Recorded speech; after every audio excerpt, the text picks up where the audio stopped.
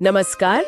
आज हमारे पास चर्चा के लिए एक बहुत ही दिलचस्प किस्सा है नल और नील का। जी, नल और नील रामायण के बहुत महत्वपूर्ण पात्र। हाँ, और हम अपने स्रोत नल नील श्राप से सेतु तक के आधार पे बात करेंगे कि कैसे बचपन की एक शरारत से मिला श्राप वो आगे चलकर भगवान राम के लिए वरदान बन गया। बिल्कुल, एक असंभव से लगने वाला काम उसी श्राप की वजह से संभव हो पाया। वाकई ये कहानी बड़ी अनोखी है। तो चलिए समझते हैं कि कैसे एक सजा ने एक तरह से इतिहास ही बदल दिया। जी, तो शुरुआत करते हैं नल और नील से। ये कौन थे? मतलब कोई आम वानर तो थे नहीं? नहीं, बिल्कुल नहीं।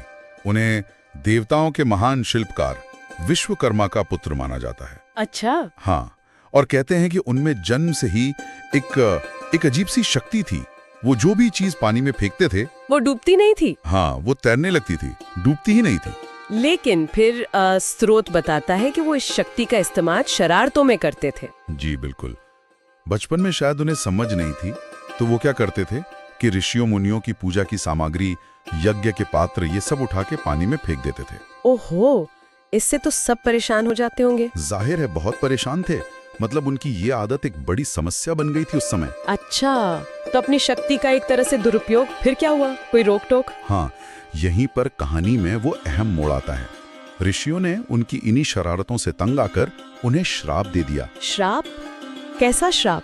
उन्होंने कहा, अब तुम जानबूझकर जो भी चीज पानी में फेंकोगे वो डूबेगी नहीं, हमेशा तैरती रहेगी। उस समय तो ये सजा ही लगी होगी, है ना, कि अब मजाक में कुछ फेंक भी नहीं सकते। बिल्कुल, उन्हें लगा कि शायद अब ये शरारतें बंद कर देंगे। सजा का मकसद यही था। लेकिन किस्मत देखे, यही सजा आगे चलकर वरदान बन गई। ये रामायण वाले प्रसंग से जुड़ता है, सही? जी हाँ, बिल्कुल।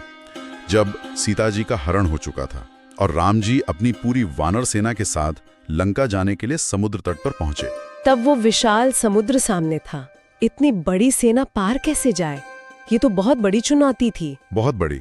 तब कहते हैं जाम्बवंत जी ने राम जी को नल और नील की इस शक्ति और उस श्राप के बारे में याद दिलाया। अच्छा, तब उन्हें याद आया कि अरे हमारे पास तो ऐसे दो लोग हैं जिनके फेंके पत्थर डूबते नहीं। हाँ, और फिर क्या था, जब नल नील ने सेतु बनाने के लिए पत्थर समुद्र में डालने शुरू किए तो वो तैरने लगे, उसी श्राप की वजह से। जी, स्रोत यही कहता है, श्राप के प्रभाव से पत्थर तैरने लगे।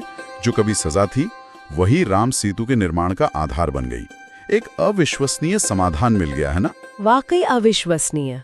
लेकिन यहाँ एक सवाल मेरे मन में हमेशा आता है और स्रोत में भी इसका जिक्र है। कौन सा सवाल? कि अगर पत्थर नल नील के श्राप से तैर रहे थे तो फिर उन पे राम नाम लिखने की क्या जरूरत पड़ी?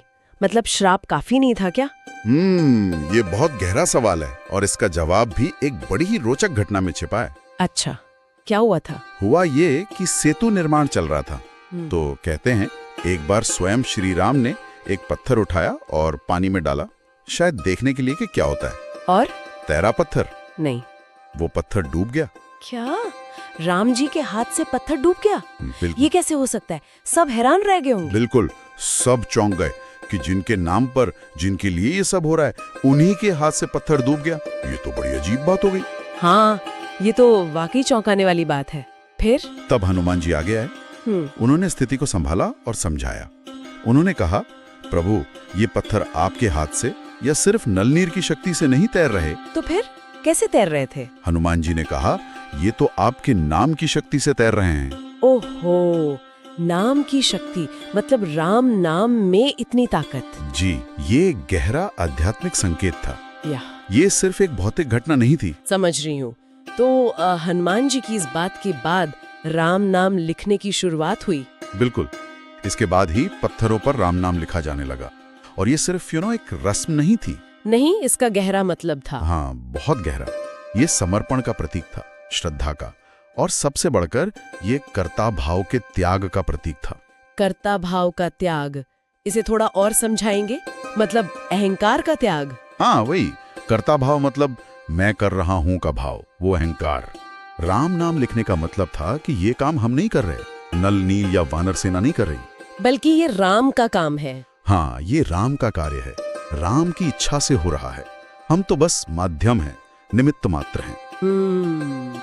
ये दिखाता है कि जब काम भगवान के नाम की शक्ति और पूरे समर्पण से होता है तो करने वाले को अपने नाम या श्रेय की चिंता नहीं रहती। वो कर्ता भाव जब खत्म होता है तभी बड़े और असंभव काम भी संभव हो जाते हैं। समझ गई। तो नल नील की ये कहानी सिर्फ एक श्राप और वरदान के उलटफेर की कहानी नहीं है, ये बहुत कुछ सिखाती है। जी, ये सिखाती है कि जीवन में जो भी होता है, अच्छा या बुरा, वो किसी बड़ी योजना का हिस्सा हो सकता है। एक नकारात्मक सी दिखने वाली चीज भी कितनी सकारात्मक भूमिका निभा सकती है। बिल्कुल सही कहा। और अंत में ये कहानी हमें एक गहरे सवाल पर सोचने को मजबूर करती है। क्या सवाल? यही कि अगर एक नाम में, एक विश्वास में इतनी शक्ति हो सकती है कि वो निर्जीव पत्थरों को तैरा दे, तो हमारे जीवन की जो चुनौतियां हैं, जो बाधाएं हैं, उन्हें पार करने में विश्वास, समर्पण और सही नियत, इनकी शक्ति कितनी ज्यादा महत्वपूर्ण हो सकती है। वाकई सोचने वाली बात है कि हमारे अपने कर्मों के पीछे का इरादा और हमारा विश्वास कितना मायने रखता है। बहुत गहरा विचार है ये। जी, चलिए इसी विचार के साथ आज की ये चर्चा यहीं समाप्त करते हैं। जी।